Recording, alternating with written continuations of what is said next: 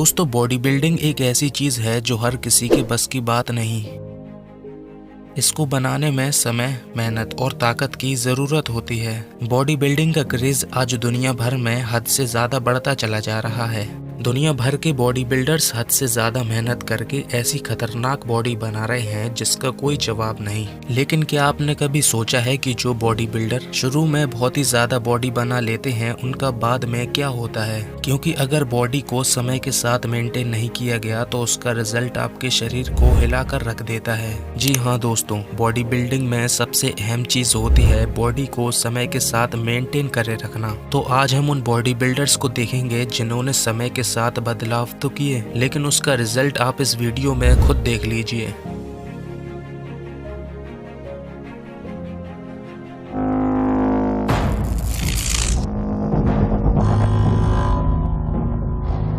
Arnold Schwarzenegger. दोस्तों, दुनिया का सबसे बड़ा बॉडी बिल्डर बनने के लिए 1965 में स्थापित मिस्टर ओलंपिया के खिताब को जीतना हुआ करता था और यही चीज आज भी चल रही है। जी हाँ दोस्तों, हम आपको बता दें 1970 में आर्नोल्ड एक ऐसे बॉडी बिल्डर थे जिसने सबसे कम उम्र में महज 23 साल में मिस्टर ओलंपिया का खिताब हासिल कर लिया था, जिसका रिकॉर्ड आज तक कोई तोड़ नहीं पाया। आर्नोल्ड की सफलता के पीछे इनकी कई सालों की मेहनत थी। वो बताते हैं कि वे 15 साल की उम्र से बॉडी बना रहे हैं। उन्होंने मिस्टर यूनिवर्स का टाइटल 20 साल की उम्र में जीत लिया था। यंगेस्ट बॉडी बिल्डर होने की वजह से इन्हें पूरी दुनिया में प्रोफेशनल बॉडी बिल्डर के रूप में देखा जाने लगा था। और यहाँ ये रुके नहीं, उन्होंने 23 साल की उम्र से ही लगातार 7 बार मिस्टर ओलंपिया का टाइटल अपने नाम किया। उन दिनों आर्नोल्ड ने पूरी दुनिया में बॉडी बिल्डिंग का क्रेज बनाकर रख दिया था। उन्हें उस दिन वो पहचान मिल गई थी जिसके वो हकदार थे। दोस्तों, इनके जीतने की वजह सिर्फ यही थी कि इनके मसल्स इतने बड़े और हैवी थे कि कंपटीशन में दूसरे बॉडी बिल्डर्स इनसे खौफ खाते थे। जी हाँ दोस्तों, उन्हें कई मूवीज के ऑफर आने लगे। उन्होंने 80s में कैनन द बारबेरियन और टर्मिनेटर जैसी कई फिल्मों में काम किया। इतनी सारी फिल्मों में काम करने के बाद उन्होंने खुद का फिल्म प्रोडक्शन खोल दिया जिसका नाम ओक प्रोडक्शन है। आर्नोल्ड को पॉलिटिक्स में भी इंटरेस्ट था। वो लोगों के लिए कुछ करना चाहते थे। 2003 से लेकर 2011 तक कैलिफोर्निया के गवर्नर के रूप में उन्होंने पद भी संभाला। गवर्नर जैसी पोस्ट को संभालना और अपनी विशाल बॉडी को मेंटेन करे रखना आर्नोल्ड के लिए काफी मुश्किल था। उन्होंने अपनी मुख्य प्राथमिकता एज अ गवर्नर के तौर पर निभाई थी। लेकिन आज 74 साल की उम्र में आप आर्नोल्ड को देखेंगे तो वो आज भी वैसे ही एक्सरसाइज करते हैं जैसे कि वो 30 साल पहले करते थे। इन्हें आज आप बड़े बड़े कॉम्पिटिशन्स और प्रोग्रामों में एज अ चीफ गेस्ट के तौर पर काफी फिट देख सकते हैं।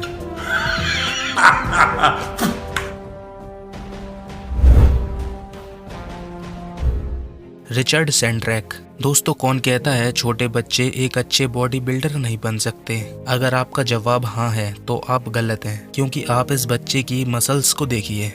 आप अंदाजा लगा सकते हैं कि इसकी कितनी शानदार बॉडी है। ये बच्चा अमेरिकन बॉडी बिल्डर है जिसे लिटिल हरकुलस भी कहते हैं। आपको बता दें, रिचर्ड 3 साल की उम्र से बॉडी बना रहे हैं और जब ये 6 साल का था तो ये 82 किलो की बेंच प्रेस किया करता था। धीरे धीरे रिचर्ड ने डेडलिफ्ट में वेट बढ़ाना शुरू किया और देखते ही देखते इस नन्हे बालक की बॉडी इतनी खतरनाक बन गई जिसके बाद इसे स्ट्रॉन्गेस्ट बॉय का खिताब भी दिया गया। डॉक्टर्स के मुताबिक रिचर्ड की बॉडी में सिर्फ 1% फैट था, जो काफी इम्प्रेसिव है। दोस्तों, आपको लग रहा होगा कि बचपन में रिचर्ड की बॉडी इतनी मस्कुलर थी तो बड़े होने के बाद ये कैसे दिखते होंगे। तो चलिए हम आपको बताते हैं रिचर्ड अब कुछ इस तरह दिखते हैं। जी हाँ, हैरान रह गए ना आप। दोस्तों, इनकी उम्र 29 साल हो चुकी है। हुआ ये था कि रिचर्ड ने बीच में वर्कआउट करना बिल्कुल बंद कर दिया था, जिसके बाद वो दोबारा से वैसी वर्कआउट नहीं कर पाए जैसे कि वो बचपन में किया करते थे। अब वो मूवीज में स्टंट्स किया करते हैं और उनका लक्ष्य अब नासा में इंजीनियर बनने का है। Paul delete. दोस्तों, अगर आप थोड़ा बहुत बॉडी बिल्डिंग में इंटरेस्ट रखते हैं तो आप इस बॉडी बिल्डर से रूबरू होंगे। पॉल उन बॉडी बिल्डर्स में से एक हैं जिन्हें देखकर लोगों ने बॉडी बिल्डर बनने के सपने देखे थे। जी हाँ, उन्होंने 1983 में बॉडी बिल्डिंग की इस दुनिया में कदम रखा था। उन्होंने अपनी बॉडी को शेप देने में दिन रात मेहनत की और वो सफल भी हुए। इनकी मस्कुलर बॉडी और फिजिक देखकर अच्छे अच्छे बॉडी बिल्डर खौफ खाते थे। पॉल के कई कॉम्पिटिशन्स में रिकॉर्ड रहे हैं। 1994 में वो मिस्टर ओलंपिया कंपटीशन के चौथे स्थान पर थे, लेकिन इस कैनेडियन प्रोफेशनल बॉडी बिल्डर को पहचान तब मिली जब इन्होंने 1999 में नाइट ऑफ चैंपियंस के पहले विजेता रहे। और यहाँ ये रुके नहीं, उन्होंने कई हॉलीवुड मूवीज़ में भी काम किया। फिर क्या था, उन्होंने 2012 में अपनी बॉडी बिल्डिंग से रिटायरमेंट ले लिया और अपना बिजनेस संभालने लगे। उनकी एक्सरसाइज करने की आदत चली गई, वो बीच बीच में वर्कआउट करते, कभी नहीं करते, जिसकी वजह से वो आज ऐसे दिखते हैं। इन्हें देखकर कोई भी अंदाज़ा नहीं लगा सकता कि एक समय में इनकी बॉडी कुछ ऐसी दिखती थी। ये अब बिल्कुल एक आम इंसानों की तरह दिखते हैं। Ronnie Coleman. दोस्तों, बॉडी बिल्डर रॉनी कोलमन को कौन नहीं जानता। इन्हें बॉडी बिल्डिंग का किंग माना जाता है। 13 मई 1964 में जन्मे रॉनी ने 8 बार मिस्टर ओलंपिया का टाइटल अपने नाम किया है, वो भी लगातार। ये वो इंसान है जिसने मिस्टर ओलंपिया के इतिहास में दूसरी बार 8 लगातार चैंपियनशिप जीती थी, और पहले शख्स वो हैं जिसका नाम ली हैनी है। इन्होंने भी लगातार मिस्टर ओलंपिया के टाइटल 8 बार जीते हुए थे। रॉनी ने इन चैंपियनशिप को जीतने के लिए हद से ज़्यादा मेहनत की थी। इन्होंने जब से बॉडी बिल्डिंग की दुनिया में कदम रखा था, तब से रिटायरमेंट तक इनको टक्कर देने वाला कोई नहीं था। 1990 से लेकर 2009 तक इन्होंने अपनी मस्कुलर बॉडी से कई टाइटल्स हासिल किए।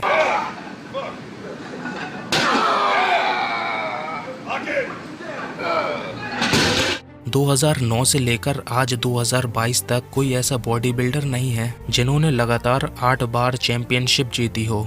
रॉनी कोलमन बचपन से ही स्ट्रॉन्ग थे। इनकी हैवी ट्रेनिंग देखकर आप इससे अंदाज़ा लगा सकते हैं। वो इतनी हैवी एक्सरसाइज करते थे, जैसे कि 362 किलो से स्क्वाट्स करना, 1035 किलो के वजन से लेग प्रेस करना काबिले तारीफ है दोस्तों। वो हर एक्सरसाइज बहुत ही हैवी किया करते थे, जिसके रिकॉर्ड्स आज भी कायम हैं। 20 से 25 साल हैवी ट्रेनिंग करने के बाद उनकी बॉडी में अचानक से पेन होने लगा, क्योंकि वो रिटायरमेंट के बाद भी लगातार हैवी वर्कआउट किया करते थे।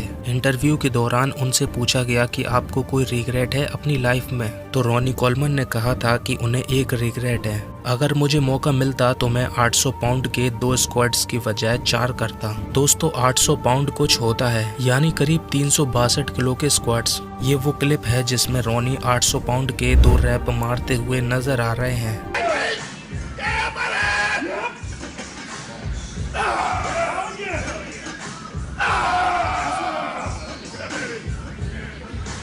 रॉनी कोलमन की सर्जरीज की बात करें तो उनकी 13 सर्जरीज हो चुकी हैं, जिसमें मेजर सर्जरी जो थी वो बैक, नेक और हिप सर्जरी थी। दरअसल दोस्तों, उनके हिप रिप्लेसमेंट जो हुए वो बार बार हैवी लेग प्रेस की वजह से हुए थे, लेकिन रॉनी कहते हैं कि ये जेनेटिकली है। उनके खानदान में भी बहुत लोगों के प्रॉब्लम्स आई हैं। कहना काफी मुश्किल सा है ये जेनेटिकली है या फिर ट्रेनिंग की वजह से। डॉक्टर्स का कहना सिर्फ यही था कि वो हैवी ट्रेनिंग ना करें, क्योंकि उनकी कई ऐसी सर्जरीज हुई थी जिसमें स्क्रू फिट किए गए थे, लेकिन जैसे ही रॉनी ठीक होते वो वापस से धीरे धीरे हैवी वर्कआउट करना शुरू कर देते थे, और यही वो कारण है कि वो स्क्रू भी टूट गए थे। जी हाँ दोस्तों, फिर दोबारा से इस मसल मैन की सर्जरी हुई और वो ठीक हो गए। रॉनी कोलमन कितने डेडिकेटेड और फोकस पर्सन थे अपनी लाइफ में, वो तो आप समझ ही गए होंगे। मल्टीपल सर्जरीज के बाद भी उन्होंने कभी हिम्मत नहीं हारी, और आज भी वो 57 साल की उम्र में डेली वर्कआउट करते हैं।